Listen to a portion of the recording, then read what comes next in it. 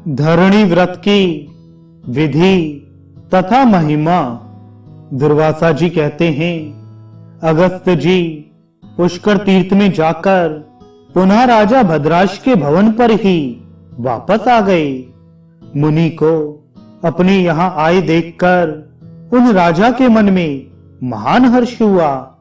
उन धार्मिक नरेश ने उन्हें आसन पर बिठाया और पाद्य एवं अर्घ्य आदि से पूजा कर कहने लगे, भगवन, आपके आदेश अनुसार अश्विन मास की पद्मनाभ द्वादशी की व्रत विधि का मैंने अनुष्ठान किया।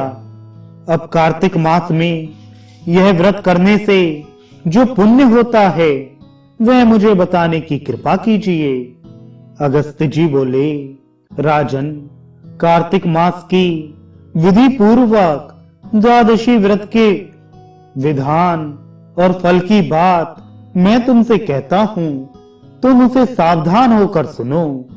व्रती को मेरे द्वारा पहले बताए विधान के अनुसार संकल्प करके स्नान करना चाहिए।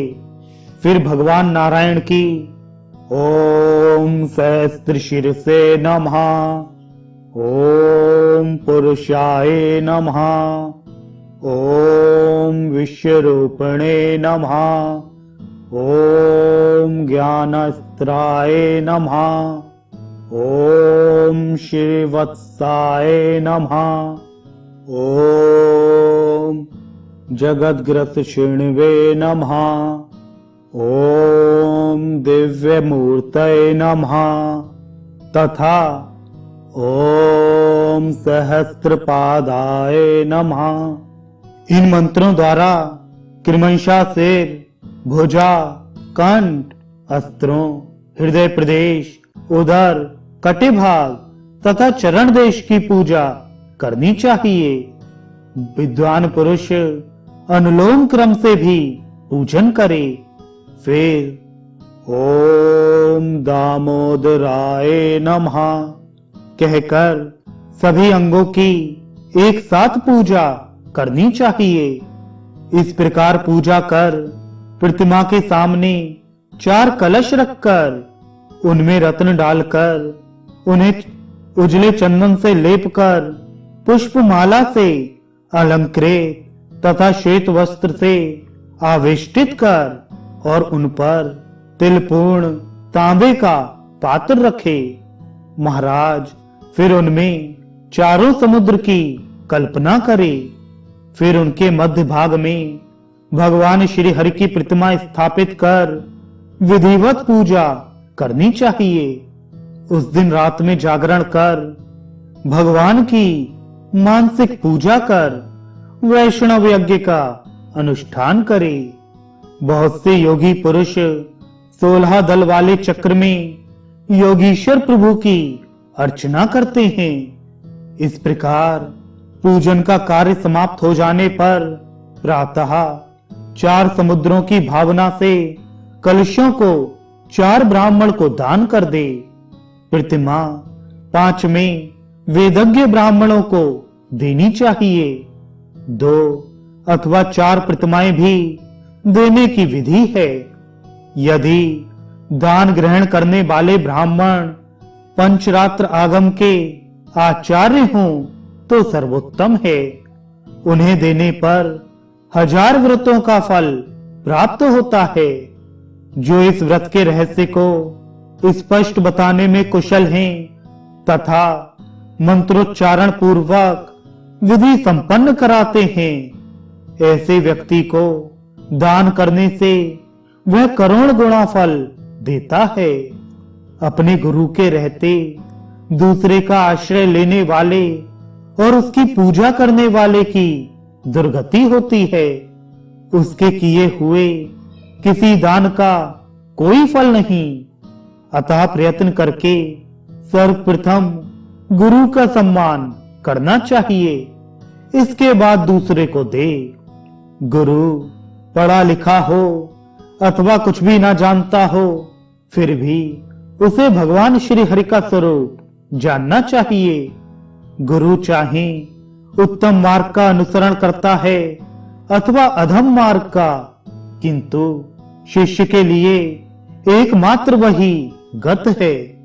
जो व्यक्ति पहले गुरु का सम्मान कर फिर मूर्खता के कारण पीछे उसके प्रतिकूल व्यवहार करता है, वह पतित होता है और करोड़ों युगों तक उसे नरक की यातना भोगनी पड़ती है।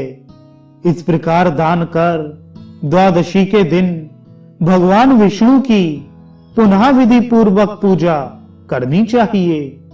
फिर ब्राह्मणों को भोजन कराए और उन्हें अपनी शक्ति के अनुसार दक्षिणा दे। इसका नाम धरणी व्रत है।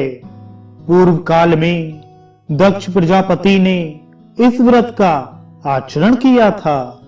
फलस्वरूप वे प्रजापति के पद पर प्रतिष्ठित हुए और अंत में मुक्त होकर सनातन श्रीहरि में लीन हो गए।